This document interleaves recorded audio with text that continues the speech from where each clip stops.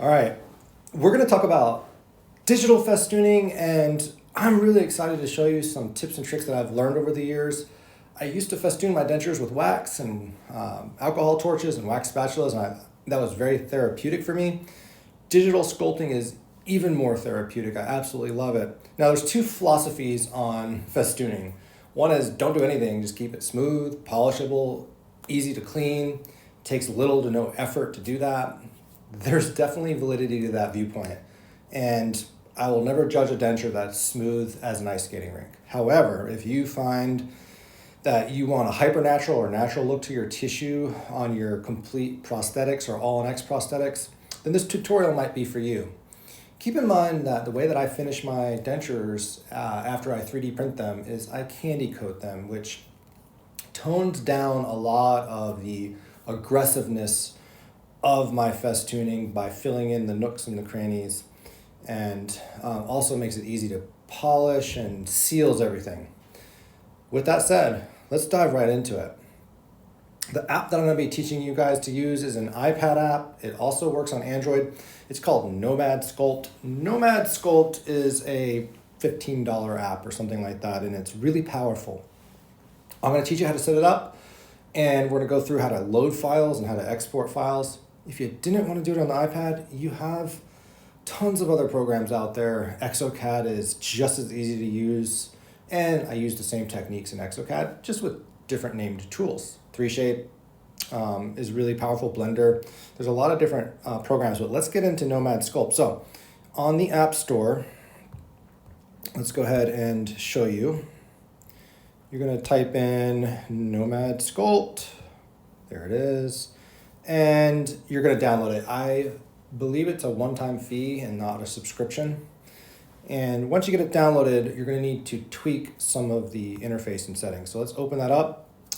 The very first thing is, let me go ahead and hit this little Nomad icon right here. It's this little, looks like, I don't know what that looks like, some plateau, like a road going up a windy mountain. That icon on the top left, you are going to change some of the settings here. Turntable speed needs to be roughly about 0.07 in that range. Rotation center, you want the scene to be the rotation center. Okay, so right there in scene. Turntable, you don't want that selected. It just is going to cause a really kind of animation of the loaded file. So that is all the settings that I changed in this particular browser. Moving along the top left menu bar, we're going to see a folder. This is where you load your scan data. And it's really easy to get files in and out. The first thing that you probably want to do is you could go to New, create a new scene. It puts this little blob right here. We could replace that blob by loading something right here. So we're going to go up here and we're going to hit import. Find the downloaded file that is going to be this denture project. Let me see, it's on my iPad here. It's just going to be this festooning. Let's see. And it asks me when I want to load it in, do I want to add it to this scene, which will put it next to that ball, or just make a new project? I'm going to go ahead and just make a new project. And it says you're going to lose any changes that you made to this. I'm just going to hit yes. So now here is my denture. That is actually already festooned. Let me load a non-festooned denture. I'm going to go to import. Maybe it's this one. New project. Let's see if this one's smooth. Yeah, that's like the one that you guys are going to download. So moving along now, if I hit that folder, there's a few little things. It's going to autosave every 10 minutes, which is really nice. You could change the duration of that if you're paranoid. When you go to export, you have STL, apply, OBJ. I usually export in STL file format. The render ratio, I usually have 1.0, and final size, I put screen. I usually don't mess with those. All that kind of stays the same. So then we're going to go to these three little squares, and it just basically shows you the files that you have loaded. You could turn on and off ambient lights and things like that. I usually don't mess with any of that. Going across to the stack of squares, nothing really to show you guys here. Nothing that's going to change from default. On the little circle with a bunch of dots on it up there, you want to be under, this is the type of render, you want to be under material opaque. All of these other things are not selected, they're on auto. Under the little sun, you want to have met cap. That's your material texture file, the matte cap file, and then you're going to click the little matte cap, and then you could load the color that you want or custom download from the internet multiple different matte caps. Some of them are pretty gnarly. I like this kind of black gray one. It's kind of really kind of cool. I also like this legacy matte cap, which is the silver color, which is what we're going to use today. Moving all along here to the little pinwheel. My max frame sampling I put at 50, and I have the scale at 1.25. I do have anti-aliasing on, I have dithering on, and I have full resolution selected. Onto the picture, we have the background color. If you click in this space, you could change the background color to whatever you want. Whatever is more comfortable for you. I'm gonna make it black for the video. The movie camera looking icon, I just make sure I have orthographic and trackball selected. Once you set this up, you don't have to touch it anymore. So, I mean, setup is annoying. I'm gonna give you guys that. Moving all the way across now to this settings tool, we have our brush tools. One thing that we sometimes want to do with our brush tool, which let's see, let me see. Let me go on to like a different tool. Let's go to crease. So in this setting up here, you have, you know, your stroke, your alpha, fall off, filter, and pressure. The one that we want to kind of adjust for the brushes is under filter. We want to make sure our front facing vertex is selected only so that we get less penetration through to the intaglio fitting surface of the denture. Again, that was under filter, and it's this front facing only. Okay. Over here, we want our symmetry and disabled. That way that we don't get the brush stroke mirror imaging on the contralateral side of the denture, because no maxilla is perfectly symmetrical, so it's gonna look really weird. Let's see, nothing here with the layers. If you could bring in multiple different STL files, like teeth separate from the base, if you had 2 different STL files and they were exported with the proper location. And the way to do that is just to go to the folder and you hit add to scene and load the additional file, or go to import, find it, and then when you select open, it'll ask you to want to add it to the scene. Last thing, settings here. This is kind of important. You want everything pink here, shading, two-sided, show painting, show mask, stats, and snap cube selected. Highlight selection is selected. Small dot and rope stabilizer are selected. Colored back face is selected and two-sided. And then this is where you could change like your color, highlight color. I'm kind of regretting messing with this, but because I like the way that my things were. You could also make sure that you have flip 180 selected. And then I think that's about it. You can play around with some of these and see what they do, but you know, I've spent a lot of time trying to figure this out to make it easy. So now let's go to our tools. All of our tools, clay, brush, move, drag, smooth, they're all over here. Crease, layer, we're gonna talk about some of these tools and how I like to use them. But let's go through movements first. One finger on the screen is gonna rotate, pinch to zoom in and out, 2 fingers translates, okay? So what I'm gonna do first is I'm gonna go to this tool, my favorite tool actually, called Crease. Crease, think of it like a needle Peter K. Thomas wax spatula, like a tiny, tiny little baby point, right? And I love this. So let me show you what we're gonna do. We're gonna go to select crease, okay? And we're over here on brush size, we're gonna put it somewhere in the 40s. Doesn't really matter, it's very sliding scale. Strength, we're gonna put it probably, for you guys, let's start at like somewhere in the 70s, 70%. Make sure that the symmetry button is off, the invert button is off, smooth is off, and then over here, this little stupid thing is off. It has a red line through it. That is painting. We don't want to paint this. And then the texture, we want this to have a red line through it as well. So when you click this, if you click this box off, it'll have the red line on it. Because sometimes when you get the software, it's weird, it does weird things. So now what we're going to do is we're going to accentuate the CEJ of our restorations by using this crease tool, and just very carefully going along the borders of the necks of our teeth.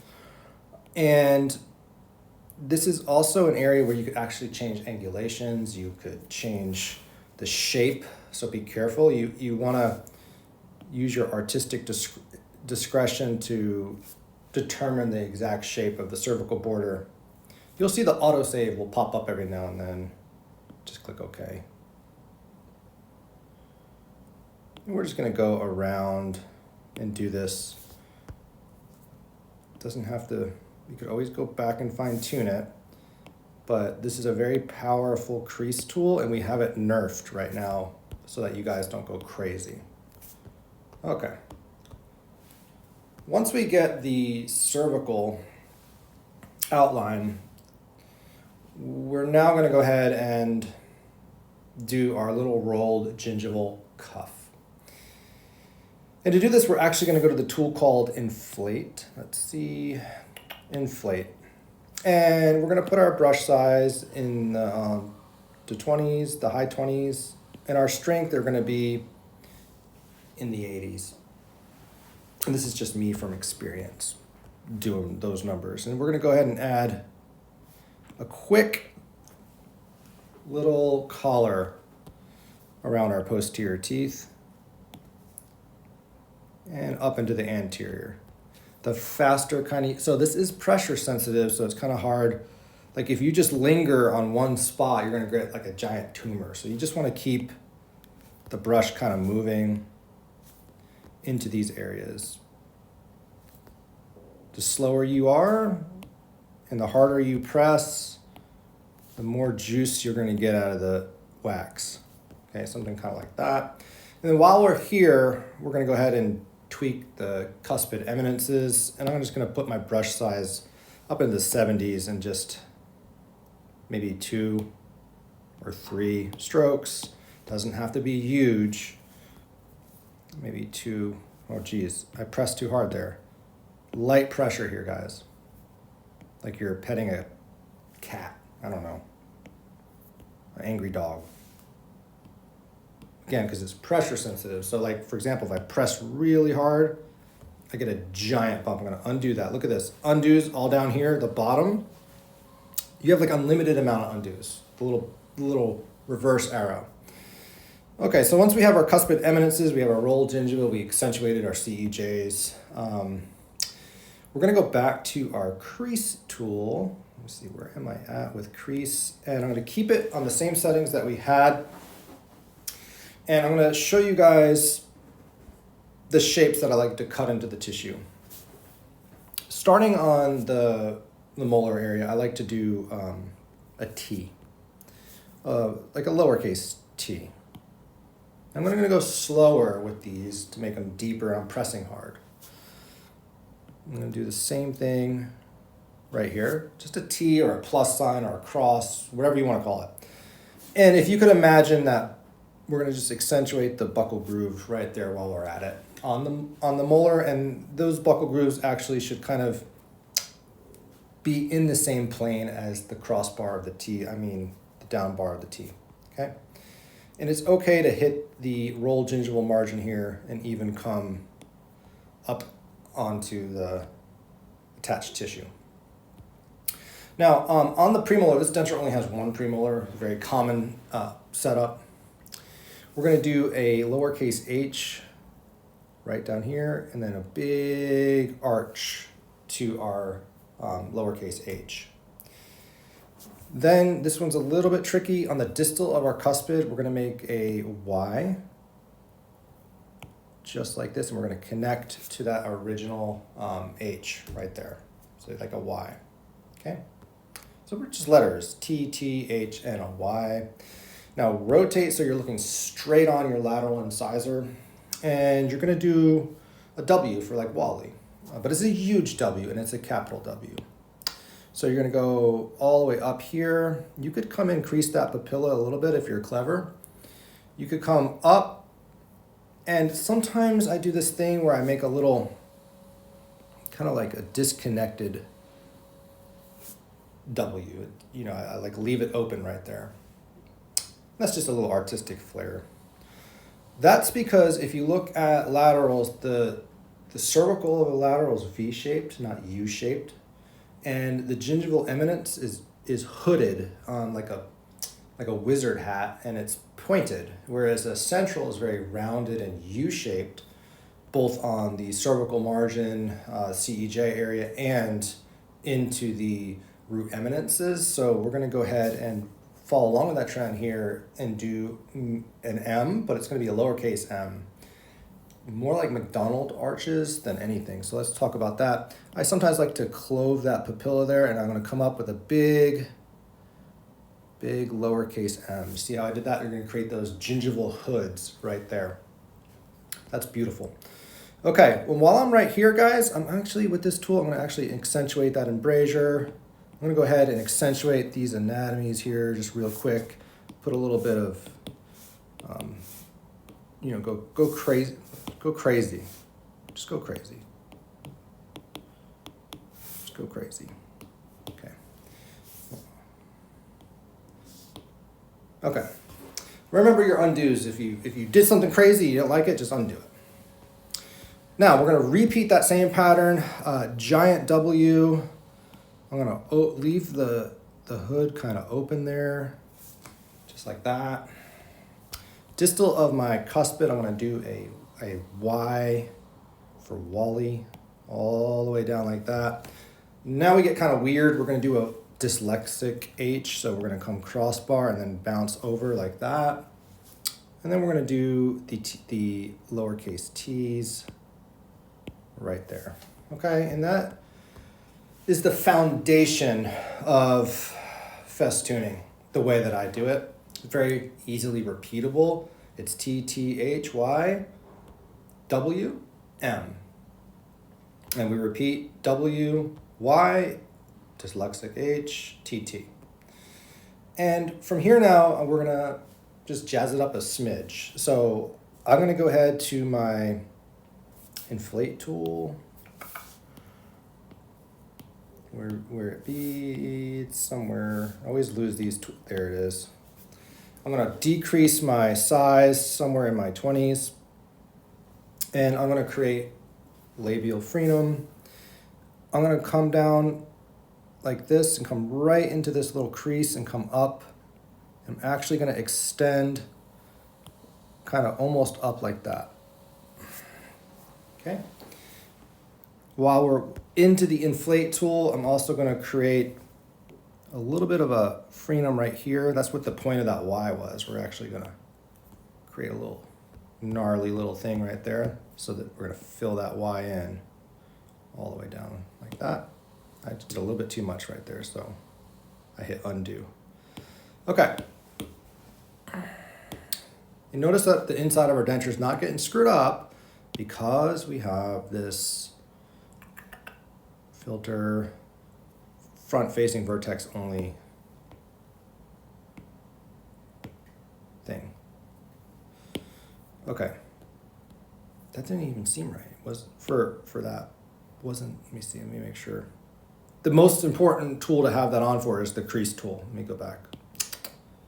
This crease tool. So let me check and make sure it's on. Yeah, front-facing vertex only. If you were worried about it for other tools, you could select that as well. not quite as important, but the crease tool tends to cut deep, and it can go through to the intaglio side, so just be careful. You want to just look and make sure you're not screwing anything up. So now the last step is I'm on crease, and I'm just going to accentuate maybe down here a little bit.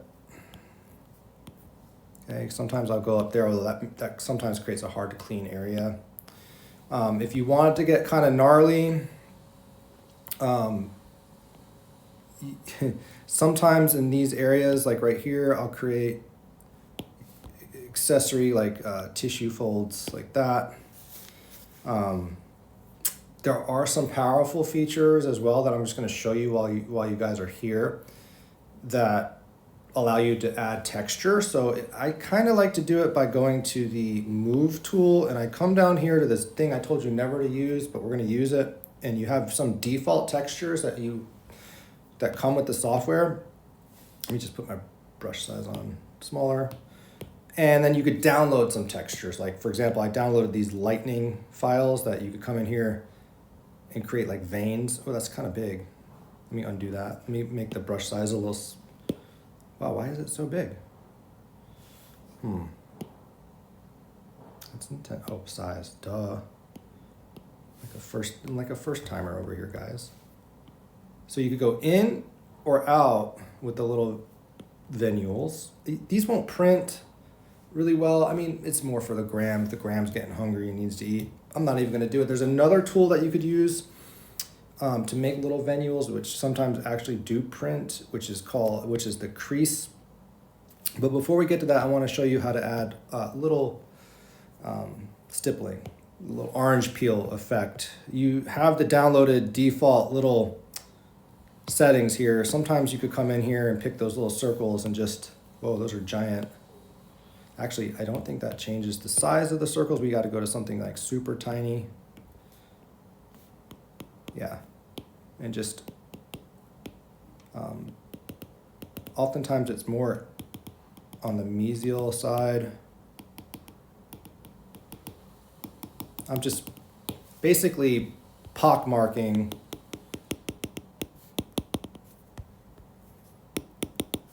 there.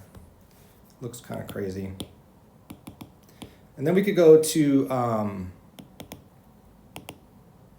crease. Where's crease? Spend more time looking for these stupid tools. And if you hit invert, you could actually create little, like the dude just worked out and super pumped, like little venules, like that. Now, this is like hyper accentuated, like too gnarly.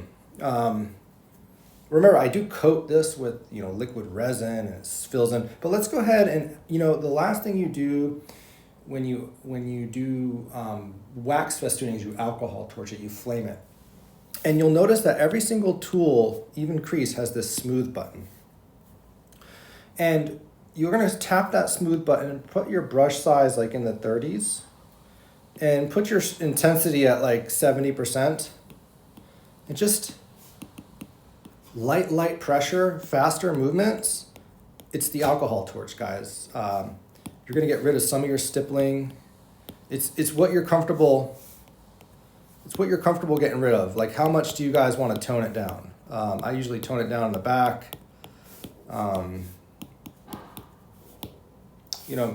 don't really love that giant divot on the central, so I actually might come in here and bring this brush size down and just smooth that up and go back to my crease and just probably decrease the size of the brush or the strength and just maybe, oops, it's on invert. Great. Maybe do just a little bit one like that. But you could tone it down as much as you want. But let's say you love it and you want to get this thing out of here. How do you do it? You're going to go to the folder icon, export STL, and save it wherever you want. Email it to yourself, Google Drive, save it to your files. Let's just save it to my files and hit save. It's going to save it as a STL, true to size, ready to 3D print, and you're good to go. There's a lot more that I could show you guys on this, but I just don't want to freak you out. Shoot, I just wish we had all day together to spend on festooning. There's some really powerful tools that go beyond this. However, for most stuff, you get by with exactly what I just showed you. So play around with the software. In real time, this is about a 3 to 5 minute festoon tops. So just keep that in mind. I hope this helps you guys. Hope it gives you therapy like it has for me. And again, I really appreciate you all supporting us, coming to our training center at the Mod Institute, hanging out with me getting to know you. It's always awesome for me to see what's going on out there and all the cool stuff you're printing in private practice. So really look forward to meeting you guys in person someday.